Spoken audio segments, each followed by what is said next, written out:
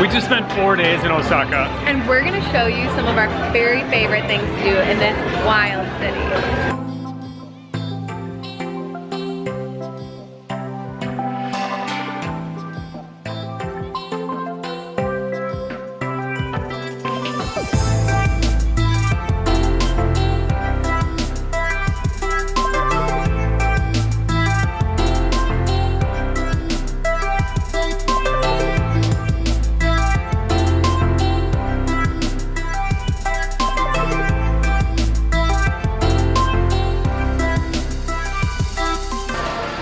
Osaka's known for having a really fun nightlife scene.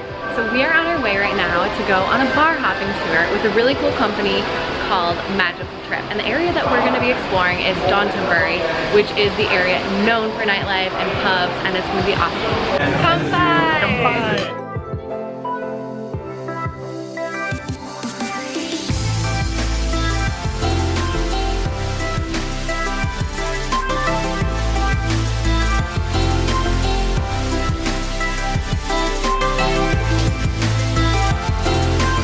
Visiting Downtonbury is a must when you're in Osaka. This place is lit up no matter what time of night. It's full of restaurants, it's full of shops, there's so many people. This place is crazy.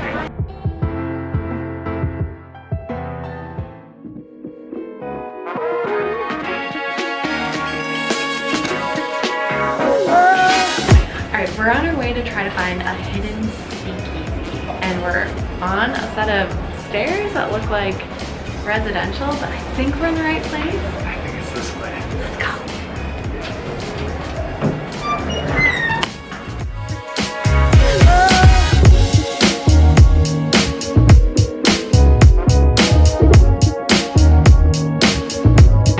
We are about to go inside of a photo booth back there, Japanese style, and we'll show you what that means.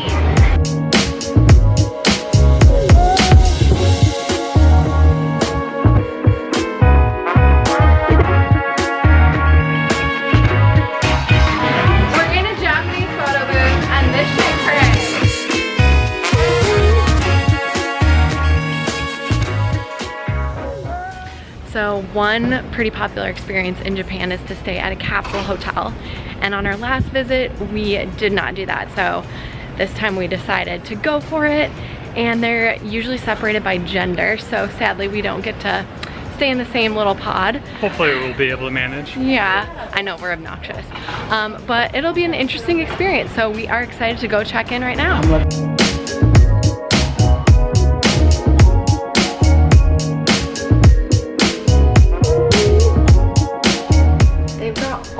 The products you could need, seriously.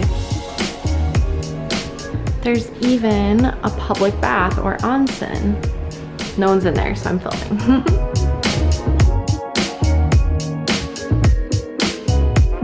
And look at these toilets.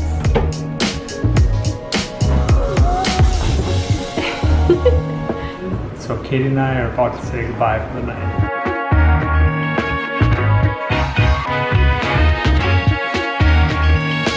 Good night, Ben.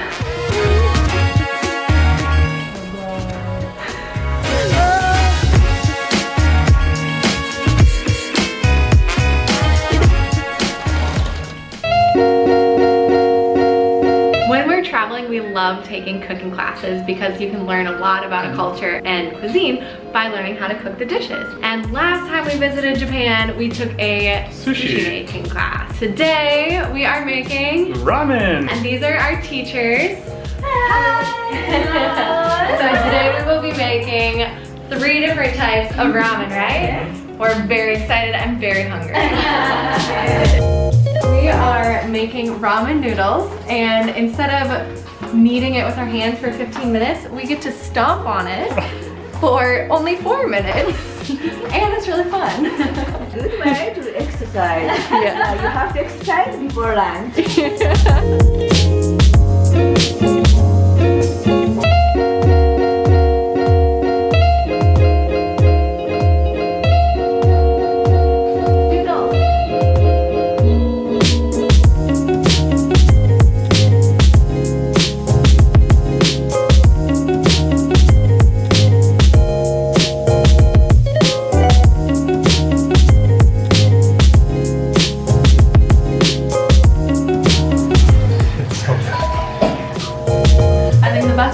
ever had. Alright, it is raining in Osaka. There is a typhoon, and we've been told by locals that this place, Round 1, is a great place to go when it's raining. It's basically an arcade, bowling alley, what else? It has everything on it. Karaoke. So many levels. So we're gonna go check it out.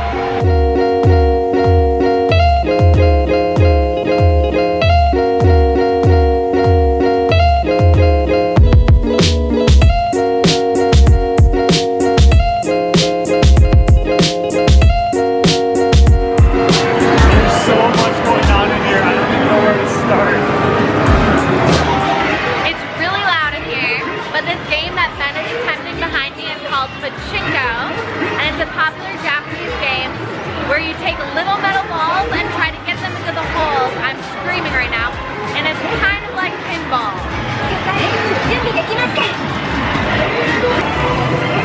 Ben, do you have any idea what you're doing?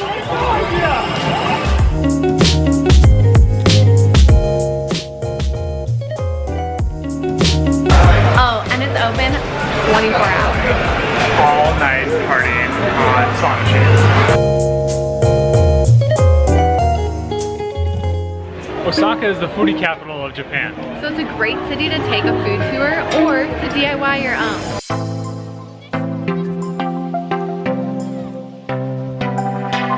We are on a food tour with Arigato Food Tours, and we're at a sushi place that is doing sushi in a pretty traditional way. And this oshizushi, which is pressed down, so it's a little different than the sushi you might be used to. And we've got mackerel and eel. I'm gonna give it a go. And this type of sushi you do not eat with soy sauce. Let's see if I can get it in one bite here. How's it taste?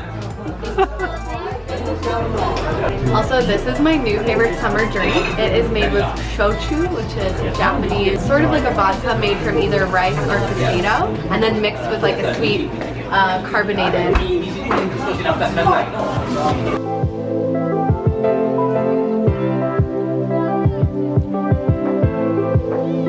We're making our own takoyaki, which is very famous in Osaka, and it's batter with fresh octopus.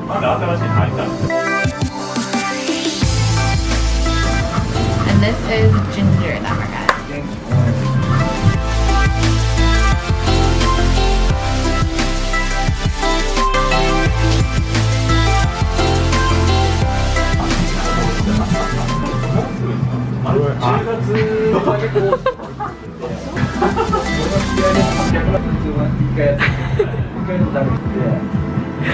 Okay, that was really hot on the inside, but it was really good.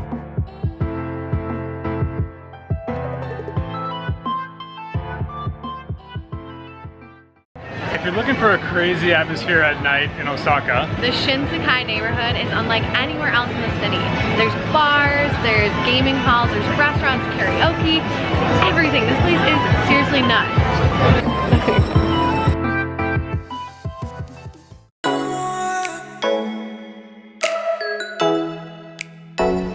Alright, we're here in front of Shitanoji Temple, which is a Buddhist temple built in the year, what, Ben?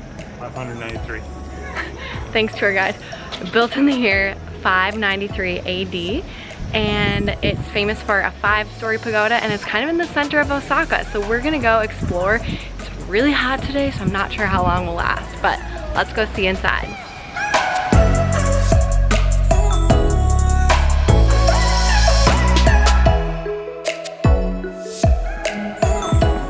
This is called the Mummy Tree for obvious reasons. And there are turtles.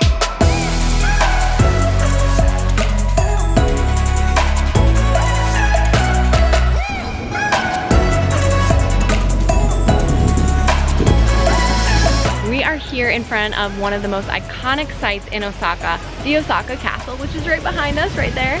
And we are going to be exploring the grounds, but first, we're going to share 3 fun facts with you. Number 1, it was built in 1583. Number 2, in 1660, the castle was struck by lightning, which hit the gunpowder room, causing an explosion and setting the castle on fire.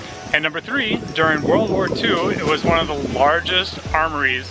And bonus fun fact number 4, this castle is not surrounded by just one moat, it is surrounded by 2. So they apparently really wanted to keep their enemies out.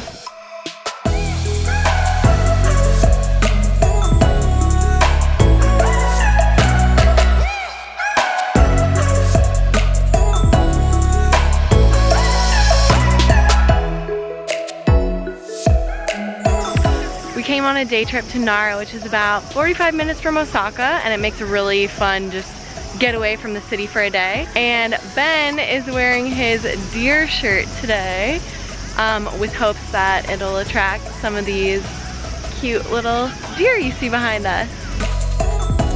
All right, so Ben has his deer shirt on and he found a twin. Yeah, I just stepped in poop. Ew.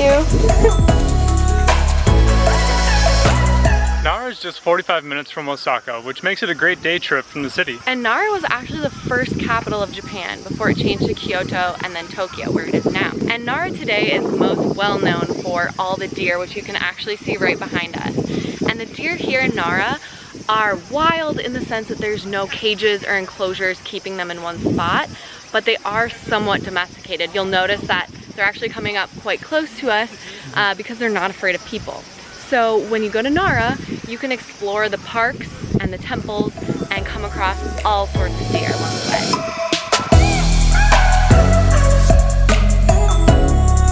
So right behind us, they're selling deer crackers, and I don't actually love this. The deer are begging, probably eating like far too much. And they're getting really aggressive with anybody who has cookies or crackers. Yeah, so if you visit Nara, we'd actually recommend not to buy the crackers and not to feed them. They are specially designed for the deer to eat.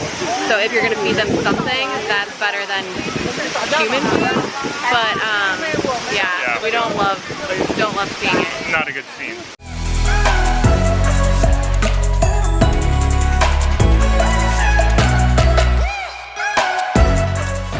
We woke up bright and early this morning to come to Hiroshima.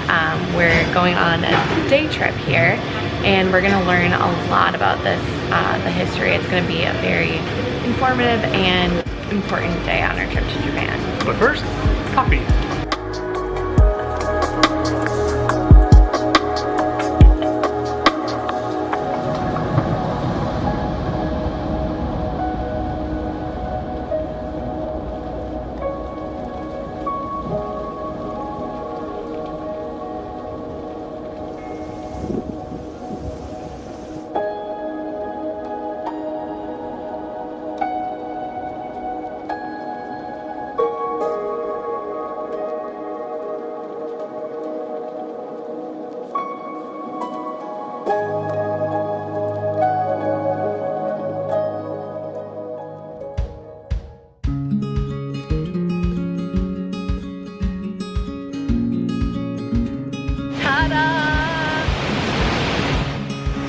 If you want to get out of the city for a little bit, Minoo Park is a great place to get out in nature. It's just about 30 to 45 minutes from the center of Osaka, so it makes a great day trip or just for part of the day. And there is a waterfall that we are on our way to. And what we've noticed is this isn't very popular with foreign visitors. It's a weekend in the summer, so there are a lot of Japanese families and couples and friends here, but not really any foreign tourists. So it's kind of a different type of activity to do in Osaka. And it's beautiful! Yeah.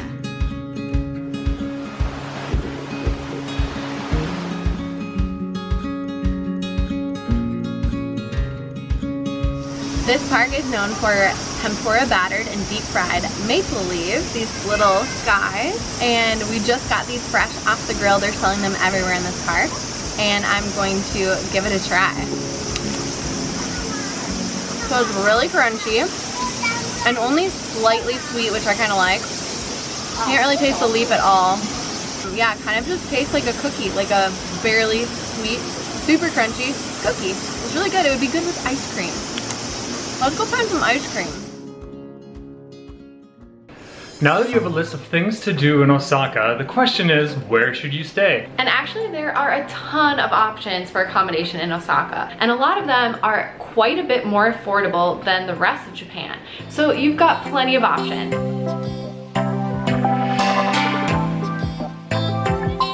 For unique accommodation in Osaka is to stay at the Shinsekai Hotel. And it's not your average hotel. It's kind of run more like an Airbnb where you stay in your own apartment. But the concept behind this hotel group is pretty cool. Japan has this problem where just outside the major cities, neighborhoods are kind of getting left as people move to the city center. Due to urbanization. Yeah, and so what this hotel is trying to do is re-energize these suburbs or these neighborhoods just outside the major city by bringing tourists in and kind of revitalizing the local economy. So it's pretty cool. And when you stay with the Shinsekai Hotel, you get a little access pass, which gives you free access to the local spa. It gives you a free breakfast at a really cute little mom and pop restaurant where they're super sweet. Some local food stands where you get free food. So they're really trying to encourage interactions with local people and to just show you a side of like the real Osaka, not the touristy side. I would say staying at the Shinsekai Hotel is not exactly for every kind of traveler. I mean, we are about 20 to 30 minutes outside of the city center, and we're in a residential neighborhood. We're not by any of the major tourist sites, but we wanted something a little bit different. We wanted to see like a glimpse into actual Japanese life. And if that sounds like you, this is a super cool option and a great way to support the locals. Bye bye! Arigato! Gochi-sou-sama!